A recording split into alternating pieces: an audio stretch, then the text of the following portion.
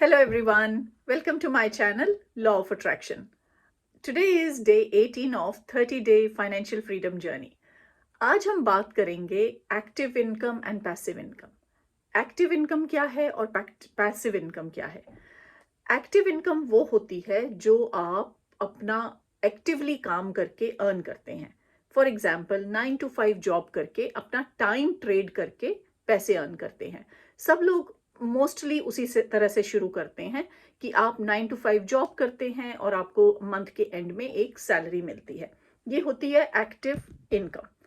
Passive income क्या होती है कि जब आप काम नहीं कर रहे लेकिन आपको पैसे आ रहे हैं। अब आप सोचेंगे ये कैसे हो सकता है?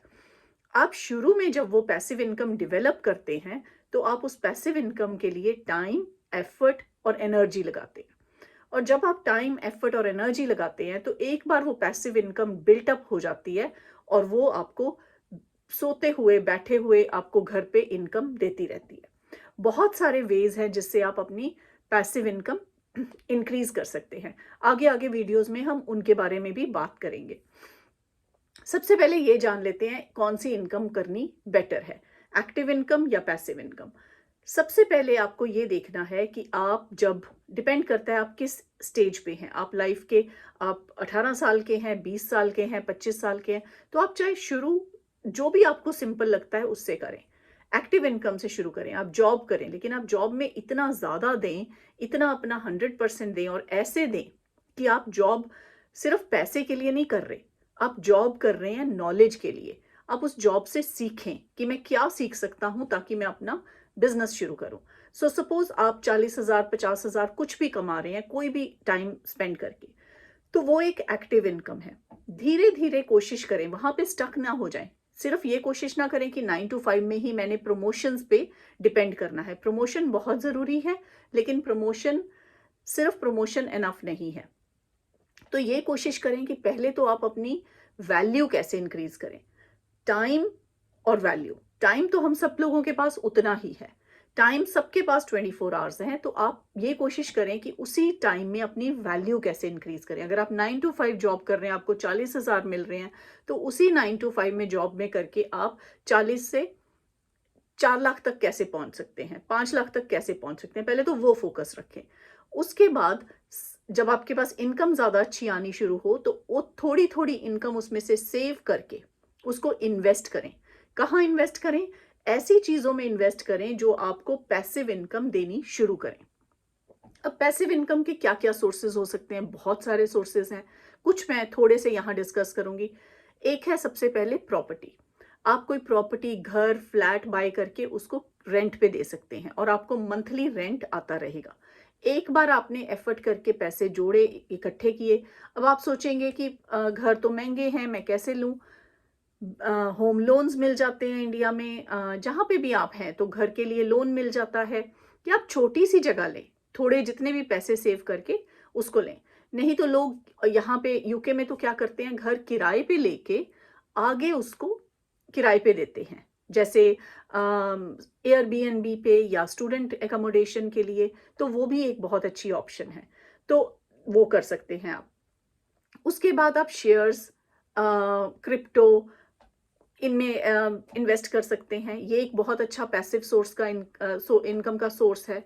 और आप क्या कर सकते हैं, आप कोई छोटा सा किसी के साथ बिजनेस शुरू कर सकते हैं ऑनलाइन, क्योंकि शुरू में तो बिजनेस आपका टाइम लेगा, लेकिन धीरे धीरे बिजनेस ऐसा करें कि आप खुद ना करें, आप किसी को अपॉइंट करके कोई और आपके लिए वो बिजनेस करे। तो आपको ये देखना पड़ेगा कि पहले एक्टिव इनकम के लिए अपनी वैल्यू इंक्रीज करें और अपनी वैल्यू इंक्रीज करने के बाद उसमें से पैसे सेव करके उसको different different passive income sources में इन्वेस्ट करें। कम से कम अपना टारगेट ये बनाएं कि अगले 1 साल में आपके, अगर अब तक कोई पैसिव इनकम के सोर्स नहीं है तो एटलीस्ट 2 पैसिव इनकम के सोर्स जनरेट करें। अगर आपके 2 हैं तो उनको 4 करें, अगर 4 हैं तो उनको 8 करें। और आजकल तो आपके पास इतनी अपॉर्चुनिटीज हैं कि आप पैसिव इनकम के सोर्स जनरेट कर सकते हैं। मैं अपनी बात बताती हूँ आपको। 2016 तक मेरा सिर्फ एक सोर्स ऑफ इनकम था, एक्टिव सोर्स ऑफ इनकम, जो कि मेरी जॉब थी। और वो जॉब मैं मॉर्निंग 7 o'clock से शाम को 7 o'clock तक मेरी जॉब होती थी। 9 to 5 जॉब होती थी, बाकी ट्रैवल टाइम। सो 12 घंटे का काम 5 दिन, सो 60 घंटे में मेरे को जो सैलरी मिलती थी 2016 तक, हालांकि मैं उसमें से भी सेव करती थी। ऐसा नहीं है, वो मैं अगली वीडियो में बनाऊंगी कि सेविंग्स कैसे करें। जितनी भी आपके पास इनकम है आप उसमें से सेविंग कर सकते हैं, तो उसमें से सेविंग कीजिए। 2016 के बाद मैंने जो इनकम सेव करी थी उसको मैंने धीरे धीरे इन्वेस्ट करनी शुरू करी पैसिव इनकम के सोर्सेस में। और लॉ ऑफ अट्रैक्शन में मुझे इसने मुझे बहुत हेल्प करी इस चीज़ में कि मैं कैसे अपना माइंडसेट चेंज करूं, कैसे रिस्क लूं, कैसे मैं अपना करेज बिल्टअप करके प्रॉपर्टी में इन्वेस्ट करूं। क्योंकि टाइम एक ऐसी चीज़ है कि आप सब कुछ खो के वापस पा सकते हैं लेकिन टाइम नहीं पा सकते। तो पहले मैंने क्या किया, अपनी एक्टिव इनकम जो मेरी 2007 में एक्टिव इनकम थी उसको इंक्रीज करके 2016 तक मैंने उसको डबल किया, अपनी वैल्यू इंक्रीज करी। उतना ही टाइम स्पेंड करके 5 दिन काम करके मैंने अपनी वैल्यू इंक्रीज करी। फिर मैंने उसमें और वैल्यू ऐड करके जो मैं 5 दिन में इनकम मुझे मिलती थी उसको 2 दिन में इनकम मैंने जनरेट करी। और साथ में मैंने इन्वेस्ट किया। मैंने इन्वेस्टमेंट की प्रॉपर्टी में, मैंने इन्वेस्टमेंट की ऑनलाइन बिजनेस में, मैंने इन्वेस्टमेंट करी शेयर्स एंड स्टॉक्स में। मेरे इस समय 7 से 8 तक पैसिव इनकम के सोर्सेज चल रहे हैं। एक्टिव इनकम के सोर्सेज भी हैं, पैसिव इनकम के सोर्सेज भी हैं। कई बार लोग ये पूछते हैं कौन सा सोर्स बेटर है, एक्टिव या पैसिव। दोनों सोर्स अच्छे हैं। आपको ये देखना है कि आप सारे सोर्स आपके एक्टिव सोर्स नहीं होने चाहिए, क्योंकि आप कितना टाइम लगा लेंगे, आपके पास टाइम तो उतना ही लिमिटेड है। और अगर आपके पास टाइम लिमिटेड है तो आप अपनी वैल्यू इंक्रीज करके अपनी एक्टिव इनकम की, जैसे कि आप 9 से 5 में अगर सिर्फ 40,000 कमा रहे हैं, आप उसको 4 लाख तक लेके जा सकते हैं, 40 लाख तक लेके जा सकते हैं, कोई लिमिट नहीं है। पहले वो करें।